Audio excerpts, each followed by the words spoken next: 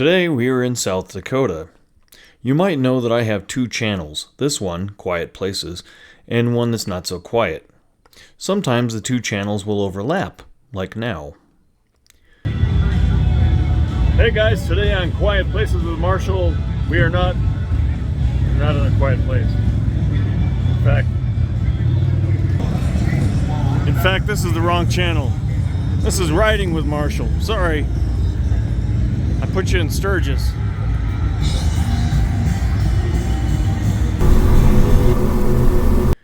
If you are watching Riding with Marshall, you know that I had to abort my mission yesterday because I lost my wallet somewhere in Wyoming.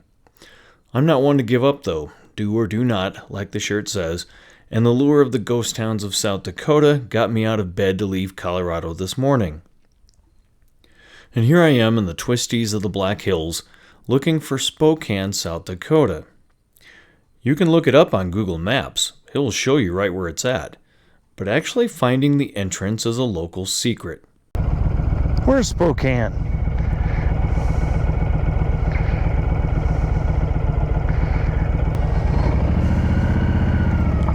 I had to ask directions. This parking lot isn't it. In fact, it's a gated road with nowhere to park but the soft sandy shoulder of the road on North Playhouse Road.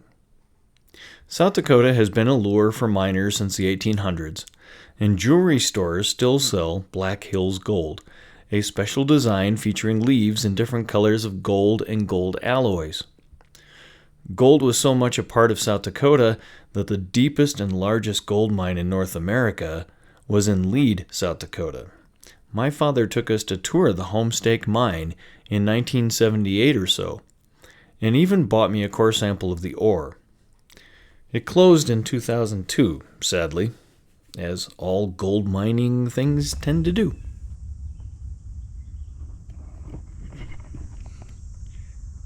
Quiet place. Kind of. There's lots of Harleys roaring around all around us because it's Sturgis week. But here, check this place out.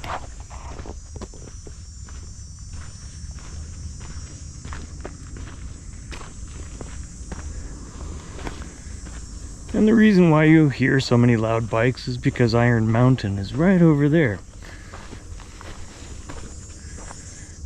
Iron Mountain Road, that is. And that was the road that I was just on.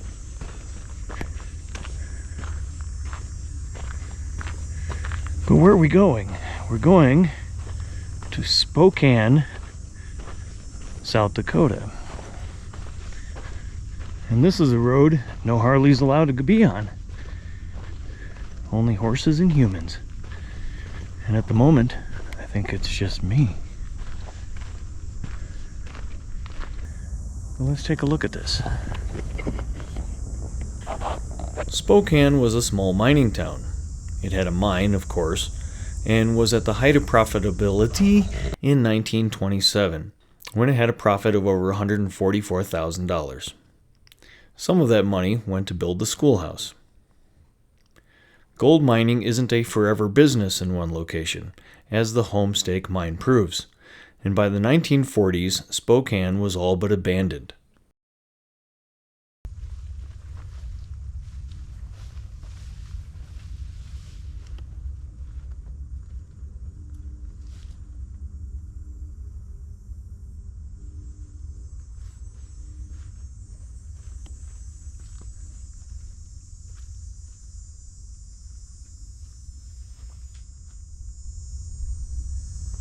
Are you wondering what I'm wondering, Pinky?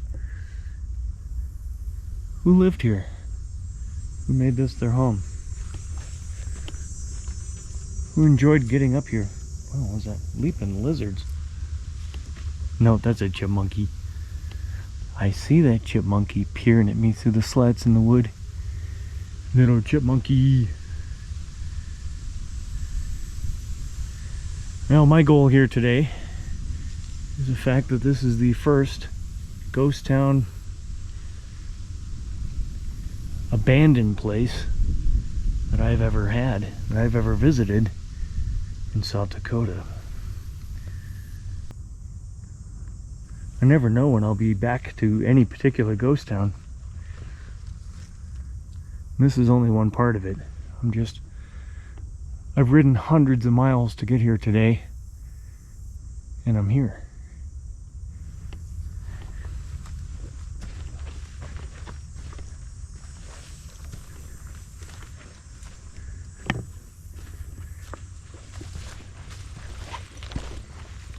I don't want to get the tag on the wall, and I try not to advertise their handiwork. Flower. Look at this, I can walk right up to it. I hope the bug spray I'm wearing works. Are there any bears in here? Nope, no bears. This is South Dakota. They have lots of bears. And you never know what made this path right here.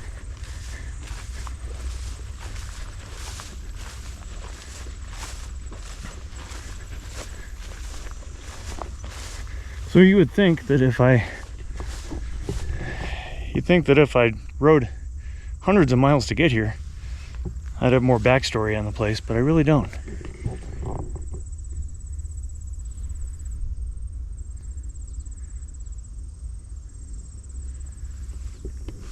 Some kind of little corral there. I have a lot of glare on this lens.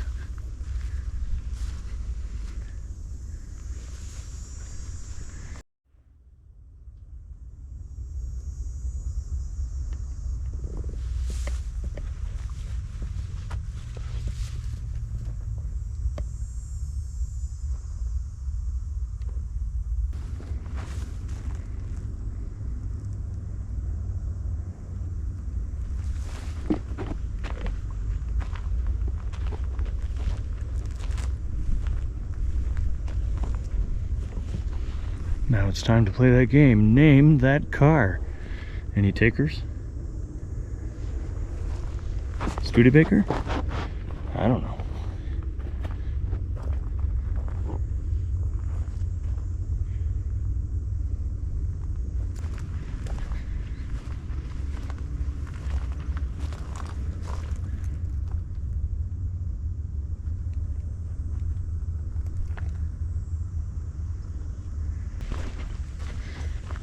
Of course, if somebody takes my bike while I'm here, I'll be living here too.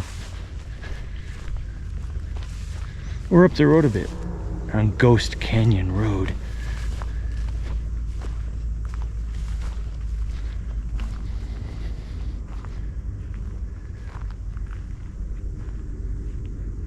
I'm sensing a lot of life out here all of a sudden. And I don't mean Harleys.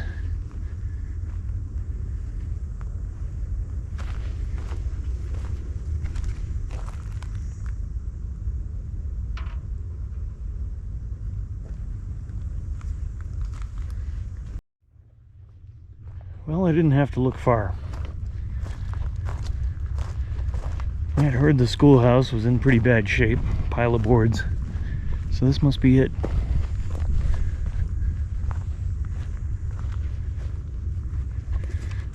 But I will give it as much reverence as any other building. When you consider that maybe it was your grandparents who went to school here. Well, heck, I'm old. I'm grandpa age now, so maybe it was your great-grandparents that went to school here. I'll check the GPS, but I think this might have been the schoolhouse.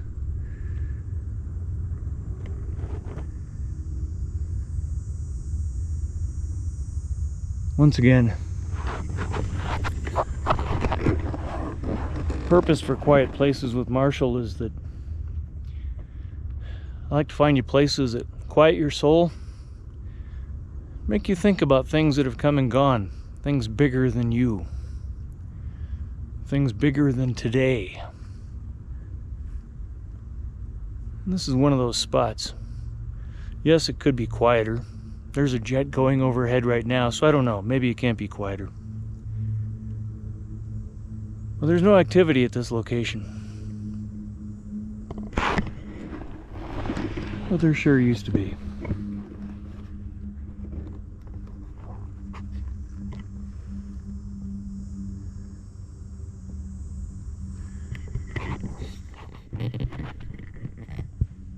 Spokane, South Dakota.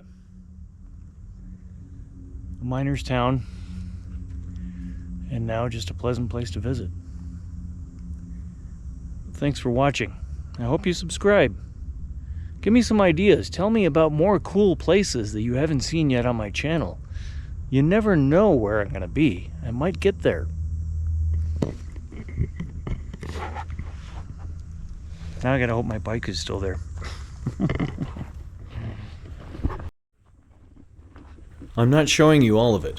Why? Because I didn't see all of it. I had no tour guide. You have to go yourself to see the mine manager's house, which I missed. It was lived in until the 1970s. I think I saw the mine entrance from a distance, but it was so tagged with spray paint, I didn't want to glorify it with a photo. My grumpy old man message still stands. Respect history. Respect that which is not yours to destroy. Mother Nature is taking back Spokane. Let her destroy it if we must. She has a far more beautiful way of doing so. So you thought the video was over, but I got one more for you. Rockerville, South Dakota, looks like this.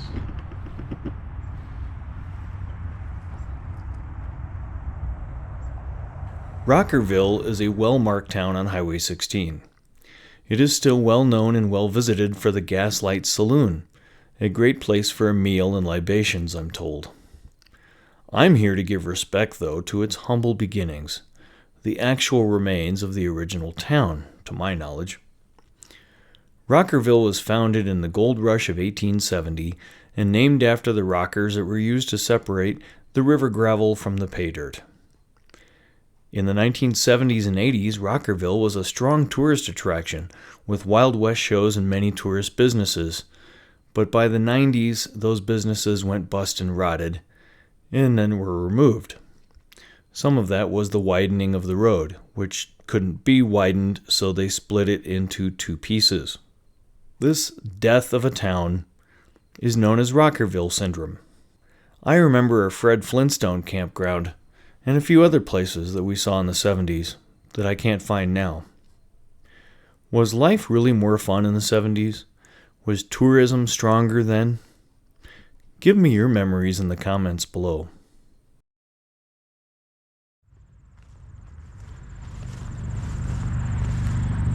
Just want to give respect where respect is due. To a little town like this, forgotten in plain sight. So, well, how can it be forgotten? The whole town's named after it. Yeah, then why am I the only one standing here taking pictures of it?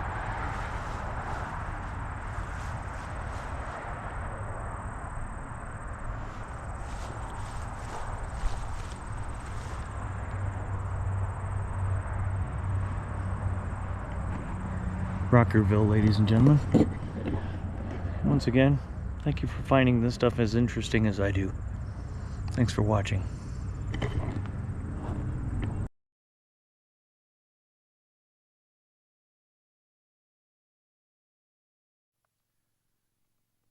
The local just stopped by to see if I was out of gas. That's nice of South Dakota.